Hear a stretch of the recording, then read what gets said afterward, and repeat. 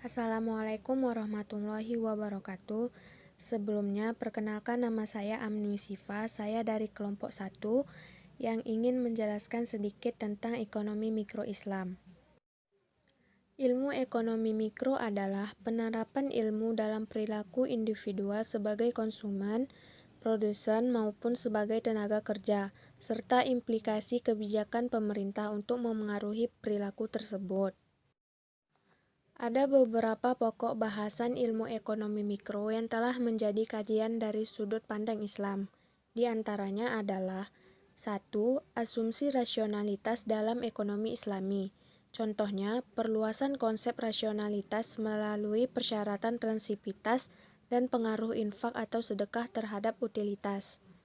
Yang kedua, perluasan spektrum utilitas oleh nilai Islam tentang halal dan haram. Yang ketiga, pelonggaran persyaratan kontinuitas, misalnya permintaan barang haram ketika keadaan darurat. Yang keempat, perluasan horizon waktu atau kebalikan konsep time value of money. 2. Teori permintaan Islami. Contohnya, peningkatan utilitas antara barang halal dan haram. Contoh yang kedua, corner solution untuk pilihan halal dan haram. Contoh yang ketiga, permintaan barang haram dalam keadaan darurat atau tidak optimal. 2. Teori permintaan Islami. Contohnya, peningkatan utilitas antara barang halal dan haram. Corner solution untuk pilihan halal dan haram. Permintaan barang haram dan keadaan darurat atau tidak optimal. 3. Teori konsumsi Islami. Contohnya, konsumsi interporal dalam Islam. Contoh yang kedua, hubungan terbalik riba dengan sedekah. Contoh yang ketiga, hubungan terbalik rasio tabungan dengan konsumsi akhir. Contoh yang keempat, investasi tabungan. 4. Teori produksi Islami. Contohnya, perbandingan pengaruh sistem bunga dan bagi hasil terhadap biaya produksi, pendapatan, dan efisiensi produksi.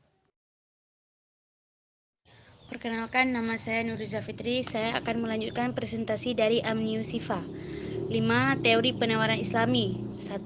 Perbandingan pengaruh pajak penjualan dan zakat perniagaan terhadap surplus produsen. 2. Internalisasi bea eksternal. 3. Penerapan bea kompensasi, batas ukuran dan daur ulang. 6. Mekanisme pasar Islami. 1. Mekanisme pasar menurut Abu Yusuf, Al-Ghazali, Ibnu Taimiyah, dan Ibnu Khaldun. 2. Mekanisme pasar Islami dan intervensi harga Islami. 3. Intervensi harga yang adil dan zalim atau versi Ibnu Taimiyah. 7. Distorsi pasar perspektif Islam.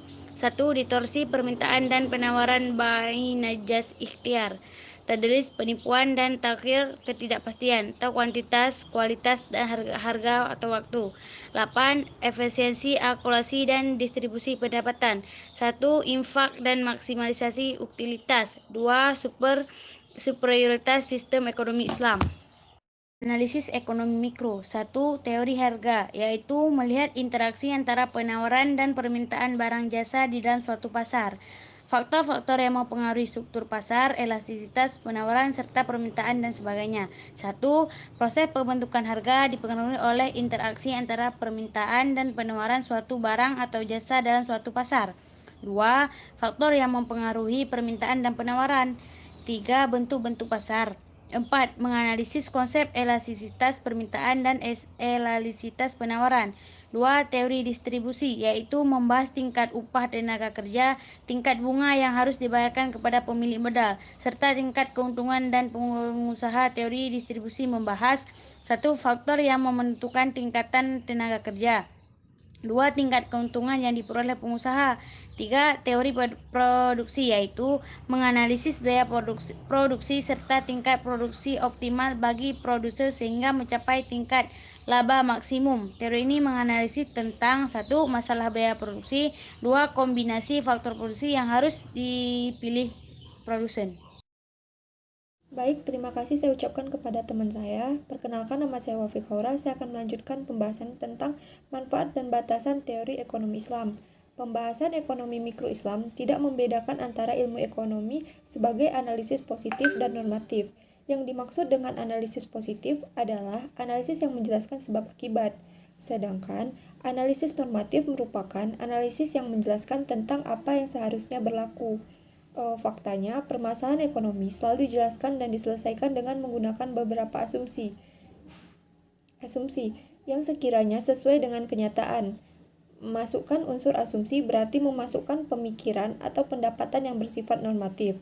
Ilmu ekonomi Islam hanya memandang permasalahan ekonomi, digolongkan dalam dua, yaitu ilmu ekonomi dan doktrin ilmu ekonomi. Menurut Muhammad Baqir, perbedaan ekonomi Islam dengan ekonomi konvensional terletak pada filosofi ekonomi, bukan pada ilmu ekonominya. Filosofi ekonomi memberikan ruh pemikiran dengan nilai-nilai Islami dan batasan-batasan syariah.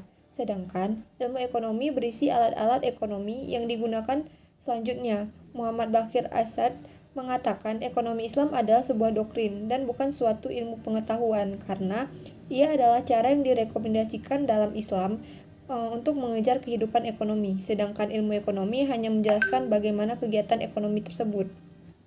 Allah berfirman dalam surat Al-Zalzalah, yaitu barang siapa yang mengerjakan kebaikan sebesar zarah pun, niscaya dia akan melihat balasannya, dan barang siapa yang mengerjakan kejahatan sebesar zarah pun, niscaya dia akan melihat balasannya pula. Jadi, ilmu ekonomi Islami bisa didefinisikan sebagai suatu sistem yang menjelaskan segala fenomena tentang perilaku pilihan dan pengembalian keputusan dalam setiap unit ekonomi dengan memasukkan aturan syariah sebagai variabel independen. Dengan demikian, semua ilmu ekonomi kontemporer yang telah ada bukan berarti tidak sesuai dengan ilmu ekonomi Islam yang ada sesuai dengan ilmu ekonomi Islami, selama teori tersebut sesuai dengan asumsi dan tidak bertentangan dengan hukum syariah, maka selama itu pula teori tersebut dapat dijadikan sebagai dasar untuk menyusun teori ekonomi Islam.